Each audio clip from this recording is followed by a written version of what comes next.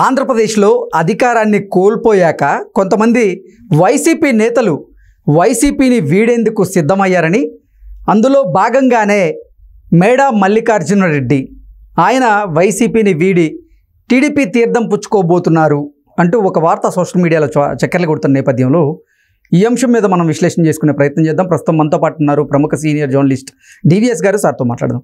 Sir నమస్తే. Sir నమస్తే.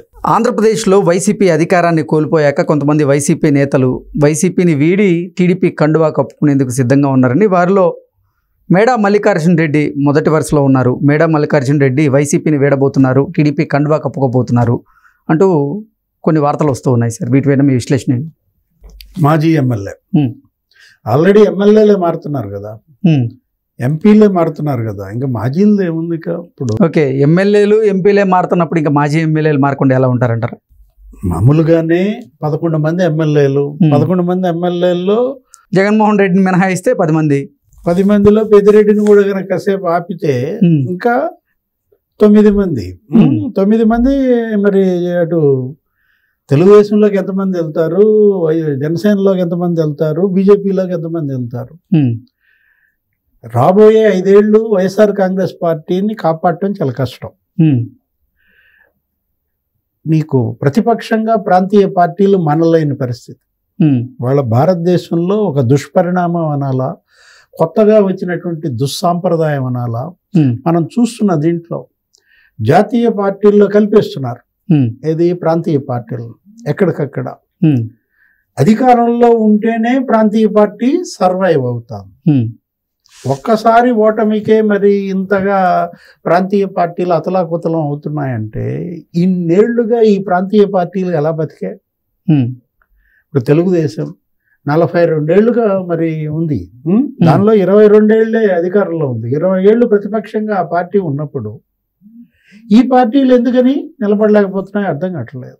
మేడా మల్లికార్జున రెడ్డి ఏదో ఫ్లెక్సీలు పెట్టాడు. ఆయన గతంలో తెలుగుదేశం ఎమ్మెల్యే, విప్ కూడా చేశాడు.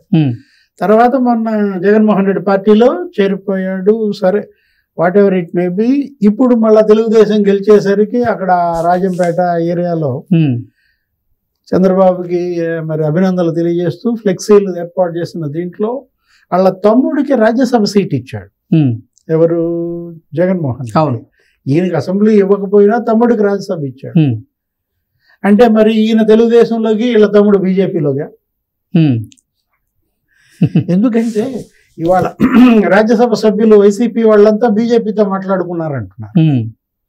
11 మంది వైసీపీ రాజ్యసభ పక్షం అతి త్వరలో విజయసాయిరెడ్డి నాయకత్వంలో బీజేపీలో విలీనం అంటున్నారు.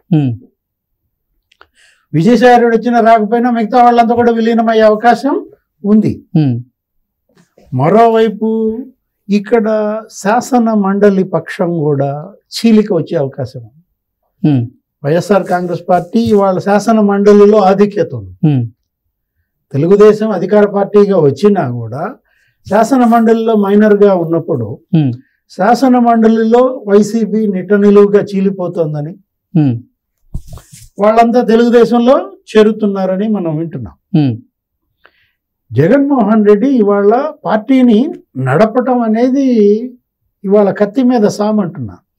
అందుకే నిన్న అర్జెంటుగా నా శాసన మండలి సభ్యులతో మీటింగ్ పెట్టాడు. ఎన్నడూ లేనిది జగన్మోహన్ రెడ్డి ఇప్పుడు హడావుడిగా ఎమ్మెల్సీలు అందరితో ఎందుకు మీటింగ్ పెట్టాడు?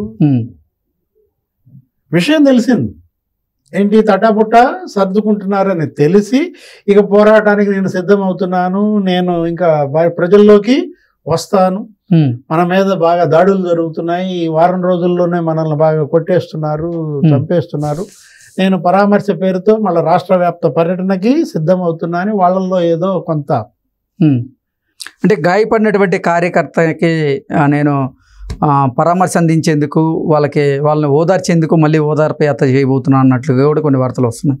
అలా వాళ్ళల్లో ఏదో కొంచెం మొరాలిటీ పెంచే ప్రయత్నం చేస్తున్నాడు.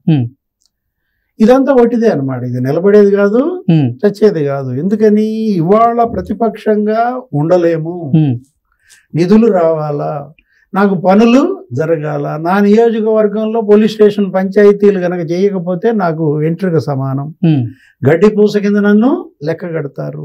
కాబట్టి అధికార పార్టీలో చేరిపోవాలి. అతను ఎమ్మెల్యే అయినా సరే, ఎంపీ అయినా సరే, మాజీలు అయినా సరే అన్నమాట. మనలేని పరిస్థితి.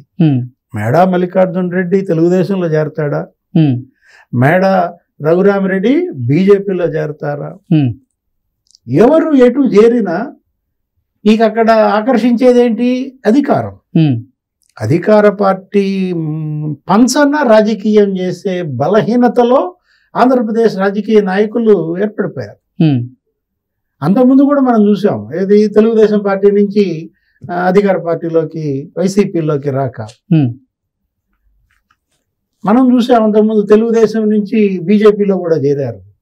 తెలుగుదేశం రాజ్యసభ పక్షం ఒకసారిగా బీజేపీలో విలీనమైంది. ఇప్పుడు లాస్ట్ అసెంబ్లీలో కూడా 4 తెలుగుదేశం ఎమ్మెల్యేలను లాక్కున్నాడు. ఎవరు? జగన్మోహన్ రెడ్డి. మద్దాలగిరి, వల్లభనేని వంశీ, ఆ తర్వాత వాసుపల్లి గణేష్, కరణం బలరాం, వీళ్ళందరూ దాంట్లో చేరిన దీంట్లో ఇప్పుడు ఎమ్మెల్సీలంతా తెలుగుదేశంలోకి చేరిపోతారు. శాసన మండలిలో ఇప్పుడు మళ్ళీ ఇది మైనారిటీలో పడుతుంది. ఒకవైపు అసెంబ్లీలో 4 11 మంది. ఆ 11 మందిలో ఎంతమంది ఉంటారో తెలియదు. మరోవైపు కనీసం శాసన మండలిలో కన్నా నాకు మద్దతు ఉంది కదా అని కొంత ధైర్యంగా ఉందాం అనుకుంటే వాళ్ళు తట్టాబుట్టా సర్దుకోవడంతో ఆనాడు ఇబ్బంది పడుతున్నాడు. పార్టీని నడపటం అనేది ఎంత కష్టమో ఇవాళ జగన్మోహన్ రెడ్డి వారం రోజుల్లోనే అవగతమైంది. ఇటువంటి పరిస్థితుల్లో ఇంకా అతను పార్టీ విలీనమన్నా చేయాలి, లేదు పార్టీ మూసేయటం అన్నా జరగాలి. ఆ దిశగానే జగన్మోహన్ రెడ్డి ఇవాళ కాంగ్రెస్ పార్టీతో ఏదో సంప్రదింపులు జరుపుతున్నట్టు, కాంగ్రెస్ పార్టీ నేషనల్ స్పోక్స్ పర్సన్స్తో మాట్లాడినట్టు, త్వరలోనే జగన్మోహన్ రెడ్డి ఢిల్లీ యాత్ర, రాహుల్ గాంధీతో, సోనియా గాంధీతో, ప్రియాంకతో భేటీ, కాంగ్రెస్లో విలీనానికి కర్ణాటకకు చెందినటువంటి కాంగ్రెస్ పార్టీ ముఖ్య నేత కూడా సయోధ్య కుదిర్చినట్టు రకరకాల ప్రచారం. కర్ణాటక నుంచి నాయకుడు అంటే నువ్వేమంటావు? శివకుమార్ అంటావు. ఏది డీకే శివకుమారే కదా షర్మిలను కూడా తీసుకువెళ్ళి కాంగ్రెస్ పార్టీలో జాయిన్ చేసి ప్రియాంక రాహుల్తో కలిపింది. మరి అదే పని చెల్లిని తీసుకెళ్లి కలిపినాడు, అన్నం తీసుకెళ్లి కలపడా? శివకుమార్ నెత్తినేస్తున్నారా? ఇదంతా కూడా అనుకోవచ్చు. అది శివకుమార్ తీసుకెళ్తాడా, లేదు మరో కర్ణాటక నాయకుడు తీసుకెళ్తాడో? మొత్తానికి రాయబారం పంపటం వాస్తవం, సంధికి రావడం వాస్తవం. బీజేపీలో విలీనం చేసే అవకాశం లేదు. BJP doors closed.